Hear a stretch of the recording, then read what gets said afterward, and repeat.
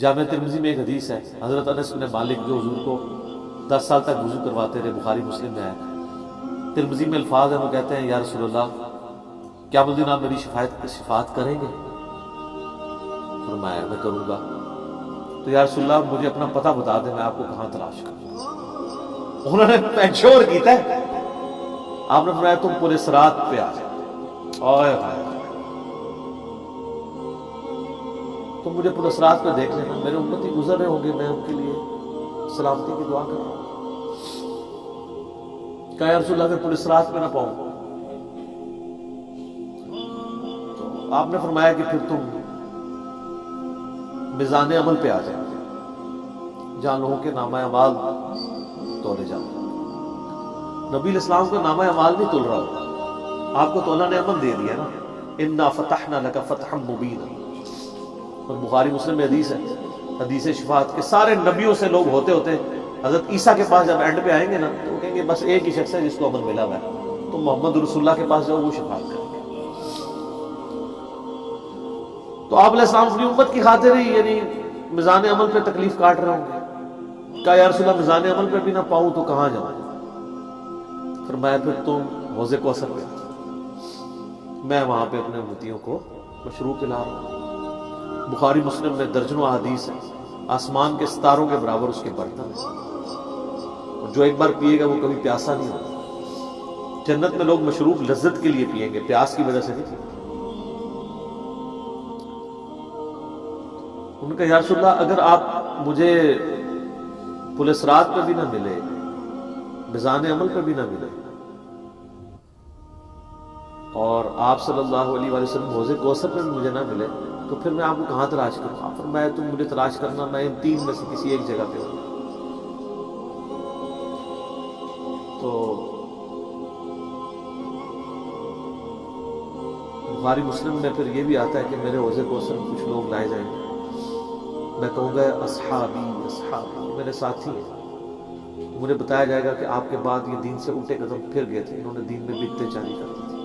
آپ فرماتے ہیں میں کہوں گا سحقا سحقا لمن غیر بعدی، کو دور کر دو مجھ سے، میرا ان سے کوئی تعلق نہیں۔ بخاری مسلم میں الفاظ ہیں، عبداللہ ابن ابی ملیکہ جب یہ حدیث بیان کرتے تھے تو کہتے تھے اے اللہ ہم تیری پناہ میں آتے ہیں اس چیز سے کہ تیرے نبی کے وفات کے بعد ان کے دین سے الٹے قدم پھر جائیں۔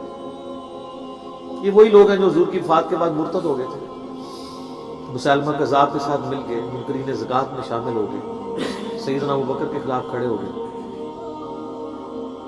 اور یہ صرف قانوناً صحابہ کے بارے میں صرف یہ حدیث نہیں ہے، عام امتیوں کے بارے میں الگ سے حدیثیں ہیں بخاری مسلم۔ یہ نہ سمجھیں کہ پچھلے لوگوں کے لیے، قیامت تک کے لیے جن لوگوں نے دین میں بدعتیں جاری کی ان کے لیے حدیثیں ہیں، اس میں امتی کے الفاظ بھی ہیں، وہ بھی بخاری مسلم ہیں۔ اور امت کیا کر رہی ہے؟ صحیح مسلم میں حدیث ہے، نبی علیہ السلام ایک دن اتنا روئے اور ساتھ ساتھ آیتیں پڑھ رہے ہیں قرآن کی۔ پہلے آپ نے سورہ ابراہیم کی وہ آیت پڑھی جس کا ترجمہ یوں ہے کہ ابراہیم علیہ السلام کہتے ہیں اے اللہ شیطان نے کتنے لوگوں کو بہکا دیا،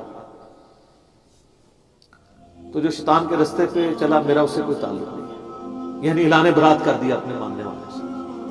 پھر آپ نے سورہ مائدہ کی وہ آیات پڑھی جس میں حضرت عیسیٰ علیہ السلام کی اور اللہ کی قیامت کے دن گفتگو ہوگی۔ اس میں عیسیٰ ابن مریم کہیں گے اے اللہ جب تک میں ان میں موجود تھا میں ان پر گواہ تھا، جب تو نے مجھے اٹھا لیا پھر تو اور تیری مرضی ان کو عذاب دے یا چھوڑ۔ اعلان برات۔ تو حضور نے کہا کہ یا اللہ ابراہیم نے بھی اپنی امت سے اعلان برات کر دیا، عیسیٰ نے بھی کر دیا، لیکن میں کہتا ہوں میری امت میری امت۔ اور صحیح مسلم کے الفاظ ہیں، حضرت جبرائیل علیہ السلام آئے اور کہا کہ اللہ نے مجھے آپ کی طرف بھیجا ہے اور کہا کہ میرے محبوب سے پوچھو کہ اس کو وہ کون سی چیز ہے جو غم زدہ کر دے۔ حالانکہ اللہ کو سب کچھ پتا تھا۔ آپ نے فرمایا میری امت۔